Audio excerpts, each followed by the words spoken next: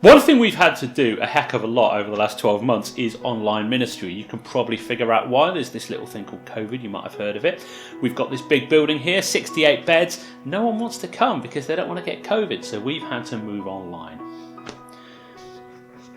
We wouldn't claim to be the biggest experts in the world when it comes to doing things online, but we have picked up a few little bits as we go along. Here, as a special gift to you today, are our 12 tips for doing awesome online ministry. Tip number 1, get yourself some decent gear. It doesn't have to cost the earth, but spend some money on a decent camera and a decent mic, absolute minimum. If you want to go a little bit further, maybe some lights, maybe even a sound desk. The problem is, if you're trying to take yourself seriously as a ministry, it's going to look a little bit amateurish if you're sat at your kitchen table using your computer's webcam. Tip number 2, if you can, try to make a decent studio. What we've done here is we've transformed a fairly old room into a pretty decent looking studio by spending just a couple of £100 at a local hardware store. It doesn't take a lot of time, it doesn't take a lot of money. Tip number 3 is learn your tech. This year a lot of people have got better at things like Zoom, Premiere Pro, that kind of thing. The problem with software packages is most people use the things that they like and they find kind of shortcut ways to do the things they need to do. They don't really learn the packages. Spend some time learning it. If you want to know all about Zoom, go onto YouTube, find a video, you'll find some American teenager who will teach you everything you need to know. If you're using a software package, knowing all the settings, all the functionality, all the security features is really important, and it doesn't take a long time to learn. So the packages that you know you're going to use a lot, spend some time figuring out how they work and what the main features really are. Tip number 4, within that you especially want to learn safety and security.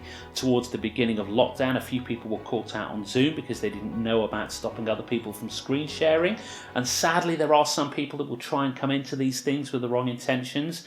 So again, find a video on YouTube, learn about Zoom's safety features, learn about the safety features of the other stuff you're using.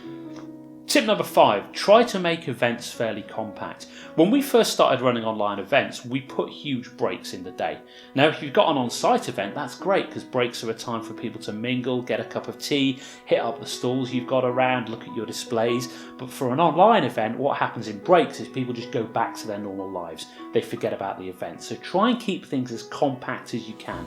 Think in terms of evenings rather than days. If it's a larger event, think in terms of days rather than weekends.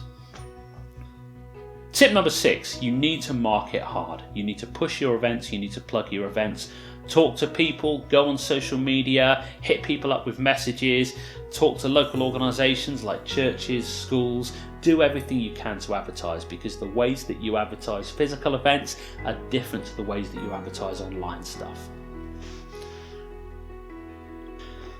Tip number 7, there are a ton of great online games, and this has been a huge eye-opener for me. When I first started doing Zooms at the beginning of the first lockdown, I started to think about the icebreaker games I use when people are in the room, and I started to think, how can I adapt those to being online? Some of them work, some of them don't, but there are an absolute ton of great games you can play online. We're going to make a video just about this in a couple of weeks' time, but there's lots and lots of things out there like Jackbox, things like online bingo, that sort of stuff. Google it, you'll find a load of different stuff.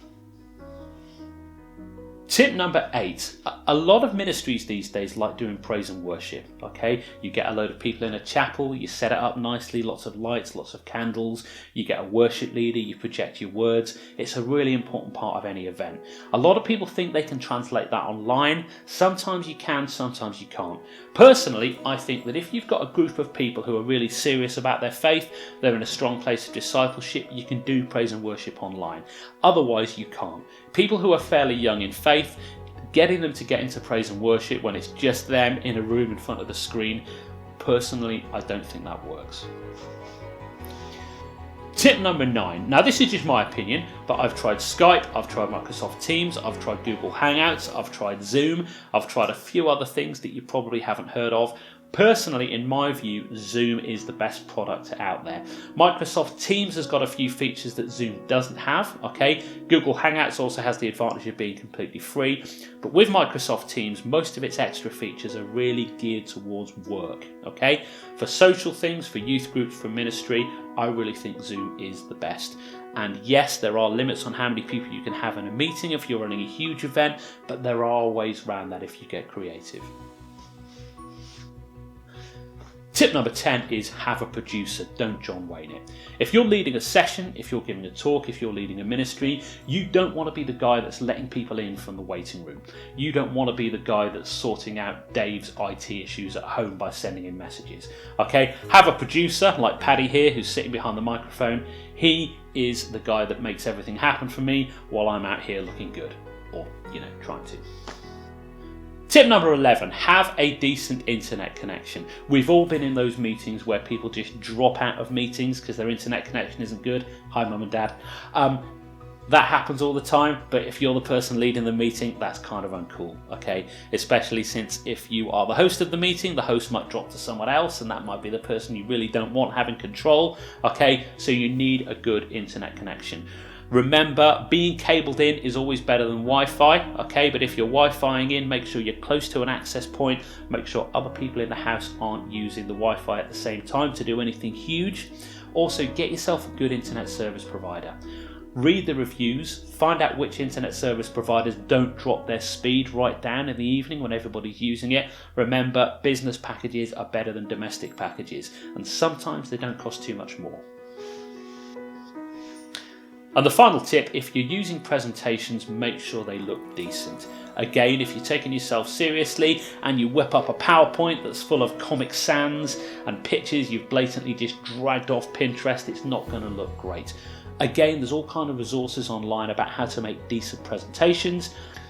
If you've got a Mac, personally, I'd recommend you use Keynote rather than PowerPoint, but that's up to you.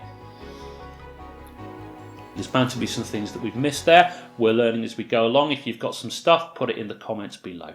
We'd love to hear from you. Thank you. God bless.